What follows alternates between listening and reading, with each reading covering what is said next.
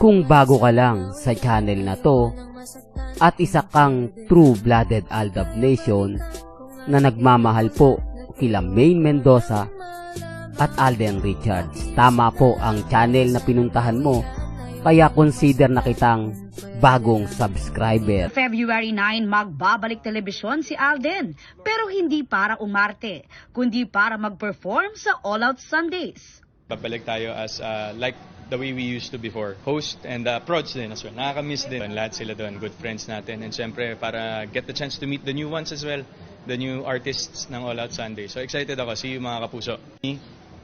Siguro a different type of storytelling perhaps. That's yun yung isa sa pinag-uusapan namin ng management right now. Welcome back mga Aldab.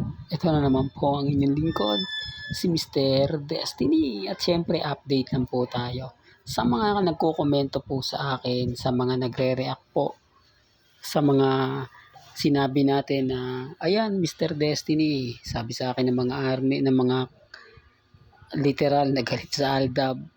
Ayan, mag-host na si Alden sa All Out Sunday. Tuwing linggo nasa All Out Sunday siya. Wala pong katotohanan yon.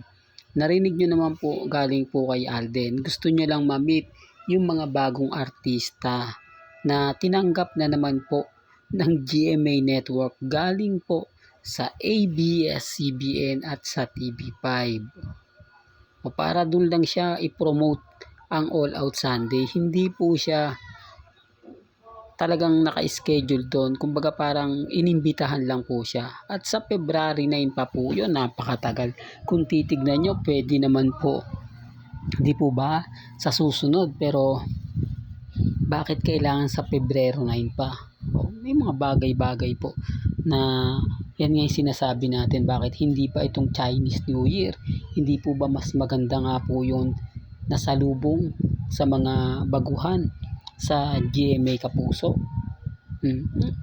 Kaya sabi ko sa inyo, bago po kayo mag-react dito sa akin, sa mga basher natin, sa mga guilty, iniimbestigahan ko po muna yan, tinitignan po muna natin, at galing naman po sa malalapit kay Alden Richards na wala po muna siyang commitment. Ito nga po daw, may bibigyan daw po sana siya ng teleserye ng GMA pero tinanggihan niya.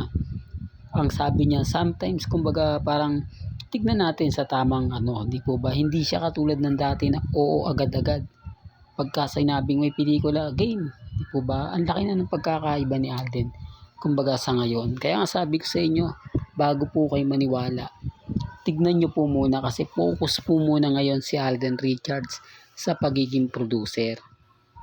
Marami po kasing nagsasabi sa akin na ganito ganyan. At least napanood nyo po yung video na rinig nyo naman po mismo kay Alden Richards. Bagamat marami pong nagre-react sa akin, okay lang naman po yan. Hindi naman po natin yan ipipilit kung ano yung sa palagay po nila na ikasisiya po nila. Kasi gusto nga po nila makita si Alden lagi sa telebisyon. Na para lagi na i-interview patungkol kay Catherine, laging ganito, laging ganoon. Di po ba? At least ang pinag-usapan doon, yung All Out Sunday. O nasa na po yung sinasabing may investigasyon ng GMA na may issue sa Katden o kay Catherine at kay Alden? Wala. Gawa-gawa lang po talaga ng mga fans yan. Tapos ibibintang po nila sa atin na ako daw po yung may gawa. Ako daw po yung nagpapakalat ng maling impormasyon. Sila nga po literal po Di po ba? Galing na po mismo sa kanila. At sila po mismo yung nagpapakalat. Ako, pag may lang po yung masasagap kong update, syempre hindi ko naman po muna agad-agad i-upload yan sa inyo. Hindi ko naman po agad-agad ipapakita yan. Syempre, iimbestigahan ko muna yan. Kaya nga po yung narinig ko na may mag-host si Alden. Guest lang po siya. Ito yung sinasabi kong freelancer. Na on call po si Alden at siya po yung magsasabi ng schedule kung kailan po siya pwedeng pumunta, kung kailan po siya available. Hindi po katulad ng dati na punta ka sa ganito sa linggo, guest ka. Hindi po ba? Ang laki na nga po talaga ng pinagbago. Ang laki na po talaga ng kumbaga pagtanggi ni Alden Richards. Patunay lang po yan na totoo po yung mga sinasabi natin. Totoo po yung mga pinapaliwanag natin. Although maraming komento, maraming reaksyon, maraming naglalabasan na hindi nga talaga maganda at hindi talaga pabor para sa atin. Okay lang po yan. At least tayo naman po yung wagi. Katulad ngayon, family weekend. Oh, bakit walang post po si Mengay na nagdi-dinner sila, kumakain sila, di po ba? Wala talaga. Kaya sabi ko sa inyo, mapapansin nyo yung mga update ni Mengay sa kanya lang. Pero never po itong nakikitaan ng mga ganitong issue, ganitong ganap. Di po ba? Kaya nga po yung iba pong nagre-react sa akin, nagko-komento, affected na affected kasi nababasag ko po sila. Hindi sila makapag-post, hindi sila makapag-update na o mag-edit na masasabing pabor na pabor po sa kanila. Wala, nag-aantay na lang po sila sa patak ng ulan. Nag-aantay sila kung kailan magpo-post si Congressman Arjo, kung kailan magpo-post si Mengay, si Ibiang, ang pamilya Atayde. Kasi kung pamilya Mendoza lang naman po yung inaasahan nila, wala na. Di po ba? Bahala na po sila. Sabi ko nga po sa inyo, yung mga fans ni Mengay, talagang lahat sila nanguhula. Lahat sila hindi alam kung ano na nga po ba yung update kay May.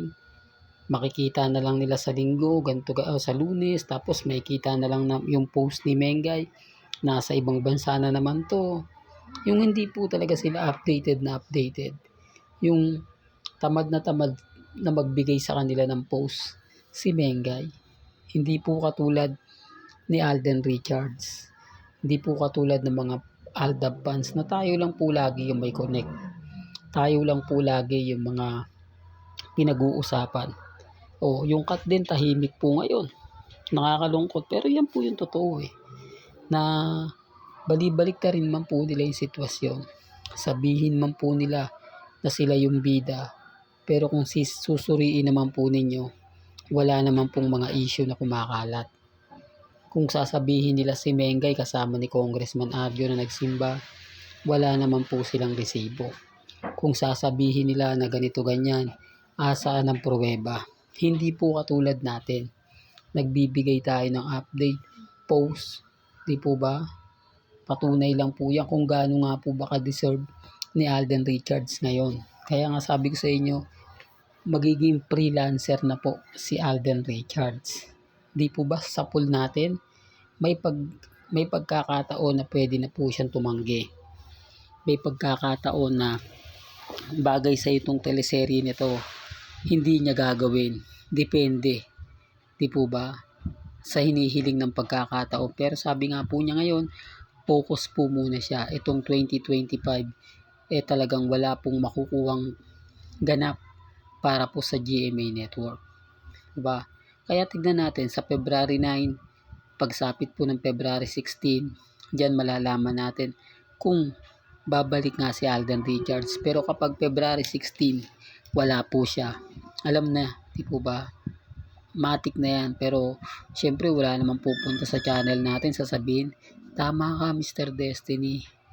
Wala po, lahat naman po sila ng sinasabi ko rito, kukontrahin po nila.